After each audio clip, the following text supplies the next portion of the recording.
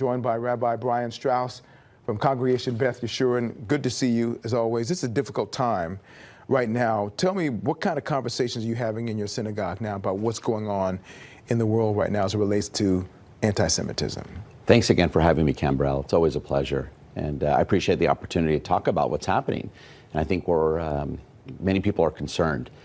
You know, October 7th, 1,200 Israelis were murdered. Over 240 people were taken hostage. And you would think anti-Semitism would go down. Look at this horrific attack perpetrated by terrorists. And yet anti-Semitism has been up in this country alone by 400%. And so people are questioning, how could it be that we were attacked ruthlessly by terrorists who don't care about Jews and don't care about their own people, yet anti-Semitism is up? And so people are really concerned right now. We're seeing it primarily on college campuses, which is a big concern.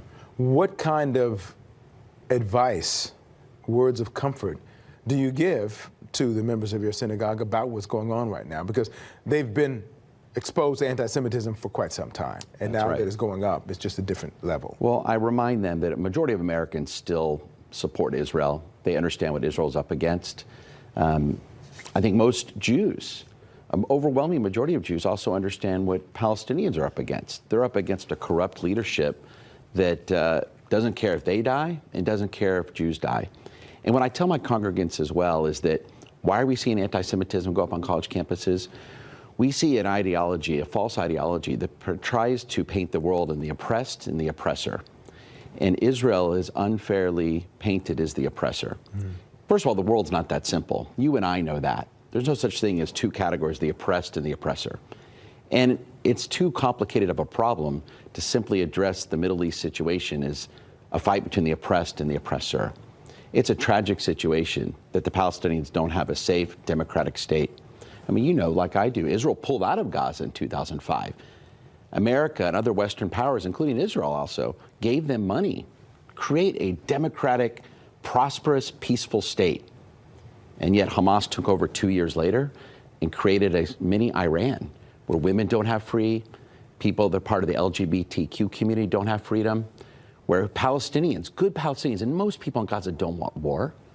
I also cry when innocent children die in Gaza, but it's because of Hamas.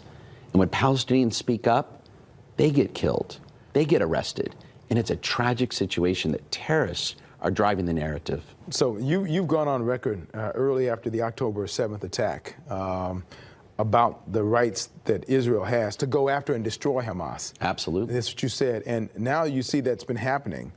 And the optics of it just make it challenging. I mean, you may say that Israel has a right to go and destroy Hamas, but in the meantime, lots of civilians are being injured and killed in the same time. That's right. The optics are not good on that side. You change about that, or you just say that's just the way it is because Hamas is responsible for it? What I say is I wish, and I call upon my American Arab brothers and sisters, and some have called me, and I say, let's call upon Hamas to give up their fight, to give up their arms, to free the hostages, to free the Palestinian people, and it would be over tomorrow.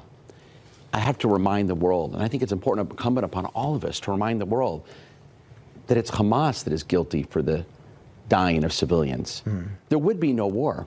Israelis don't want to send their sons and daughters into Gaza to fight, to free hostages. You know, Hamas is holding babies, Holocaust survivors, children. Let them go. Free the Palestinian people of your terrorist reign, and no more Palestinians would have to die. And so what's happening now all across the country, protests have been taking place on behalf of Palestinians, not Hamas.